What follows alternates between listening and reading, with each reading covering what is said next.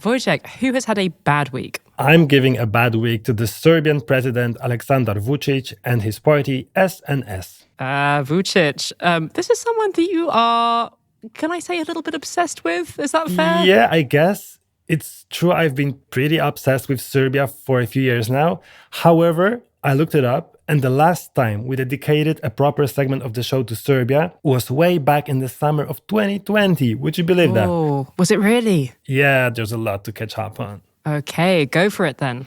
Tell us what's been happening. Okay, just to set the scene, Serbia might be quietly leading the rankings of European countries with democracy backsliding problems. Since 2012, the Serbian Progressive Party, SNS, Srpska napredna stranka, has been in government, and since 2014, it's been the absolutely dominant force, with Aleksandar Vučić calling the shots. First as prime minister, and since 2017 as president. Okay, so Serbia has been more or less under a decade under Vučić and the SNS.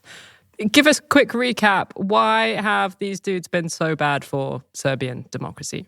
Oh, a quick recap is not possible. I'll try to make it as short as possible. So, Vučić has managed to consolidate an immense amount of power in Serbia. You could say the state is practically synonymous with the president and the party.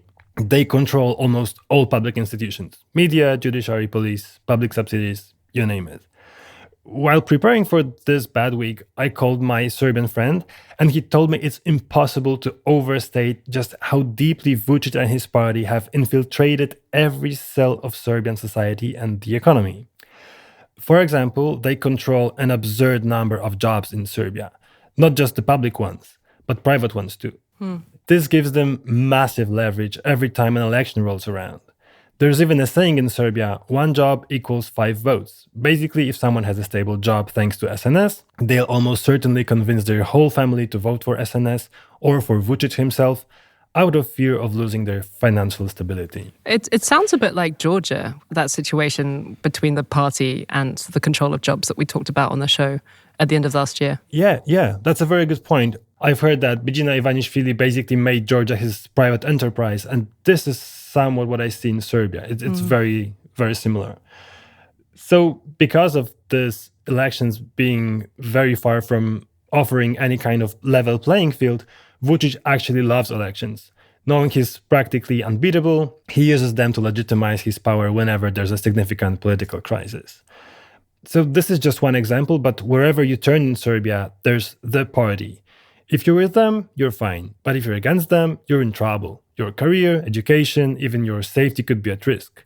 It's a very elaborate example of what we call state capture, where all the mechanisms that democracies use to ensure balance and justice are completely tilted to play into one party's interests. Okay, pretty bleak. But there does seem to be some maybe very tentative sign of some change. I presume you're giving a bad week to Vučić because there have been these protests rocking the country, right? Yes, Serbs are protesting again. They've protested many times before, especially over the last 2 to 3 years. But this time, I would say it feels a bit different. That's interesting because I remember there were these protests last year that led to this rerun of local elections in the capital, Belgrade. But that kind of flopped, that movement, right? Like the opposition just ended up fragmenting at the last minute. They had all of these internal fights and then they lost quite badly. What is different this time? First of all, the cause of the protests is different. On November 1st, 2024, a concrete canopy at the railway station in Novi Sad, the second biggest city in Serbia, collapsed, killing 15 people. A concrete canopy, so I'm trying to imagine it, like a big concrete bridge almost? It was more like a half of a roof that was overhanging from the front of the railway station, giving people shelter from sun or rain. Okay. So what's crucial here is that this was a station that had been just fully renovated as a part of one of the SNS's flagship projects, building a high-speed train line between Belgrade and Budapest. Even more importantly, Vučić's popularity, which helped him win consecutive elections before tightening his grip on every aspect of the country, was built on this image of a politician who put an end to the misery of the late 90s and early 2000s. He actually led Serbia out of a dramatic economic crisis, partly through ambitious public investments, just like this renovation. But today the system around him is deeply corrupt. This massive renovation, costing a whopping 65 million euros, was declared fully complete and opened last March with great fanfare, long before all the necessary final inspections were conducted. Several local and national politicians cut the ribbon and bask in the glory of this new, shiny public transport hub in Novi Sad. You said it was open last March. There was an election last March.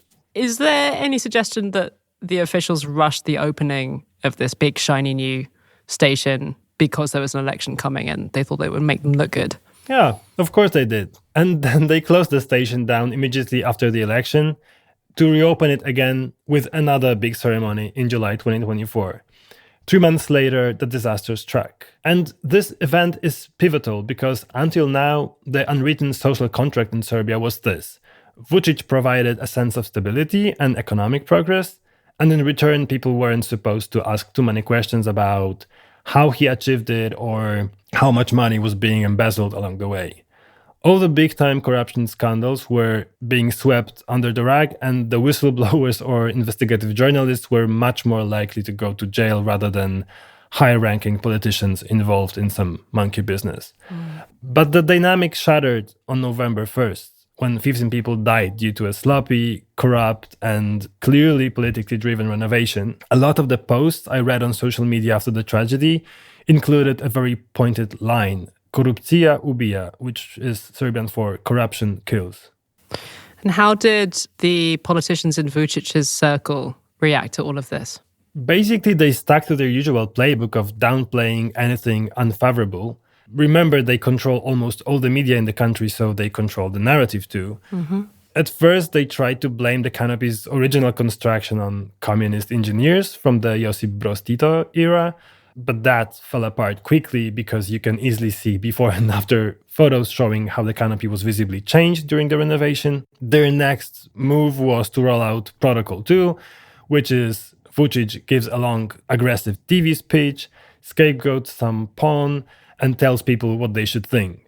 He'll frame it as all being blown out of proportion by the anti-Serbian opposition, who are traitors and want Serbia wiped off the map. And I'm not joking, like that's exactly the kind of rhetoric he uses every day. Normally, he didn't promise to punish everyone responsible, announce an investigation, and let it drag on until people forget. He tried that again this time, but I think that the sheer scale of the negligence during construction and reports of an alleged cover-up made his usual tactics less effective. It seems like people are just really angry this time. And as for the protests themselves, I mean, you said that they are different this time. What do you mean? Previous protests in recent years were usually centralized. These were massive marches in the biggest cities, organized by some political forces. And keep in mind that almost all opposition politicians are to some extent compromised, whether through actual wrongdoings or because of brutal smear campaigns run against them 24/7 by the government. And this time, though, the protests have been decentralized. There are no clear leaders or speeches. People simply gather at 11:52 on Fridays and stay silent for 15 minutes, commemorating the 15 victims and the exact time and day of the disaster. Wow, that's really powerful. Yeah.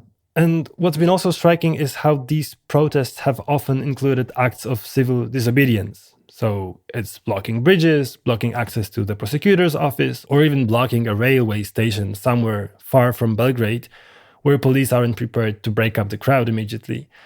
And I think this has made the regime really angry, and the protesters have been met with increasing aggression and severity.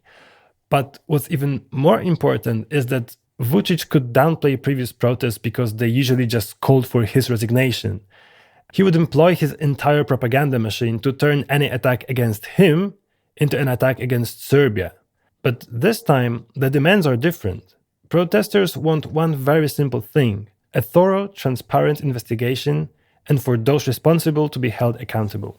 I mean, that sounds pretty reasonable. Why wouldn't Vučić just put an end to this by giving the people what they've asked for? I mean, only Vučić knows. But from the comments I've heard from experts and what I've heard from regular people, some say he might be afraid to expose the inner workings of his corrupt machine. What they've been doing behind the scenes isn't petty crime. SNS has ties to organized crime, well documented by international investigations. These are really dark, dark things. And lastly, the protests since the beginning of 2025 are students' protests. For first time in years, and on such a large scale, universities in Serbia stopped functioning. Students and academics took to the streets, forming massive crowds in Belgrade and the third largest city, Niš. This is very symbolic because massive student protests were actually the start of the movement that led to the downfall of Slobodan Milosevic, Serbia's previous infamous authoritarian president. So this does feel a bit different, as you say, from previous opposition that we've seen to Vučić. Do you think there is any sign that this could plausibly be the beginning of the end for his rule, or is that going too far?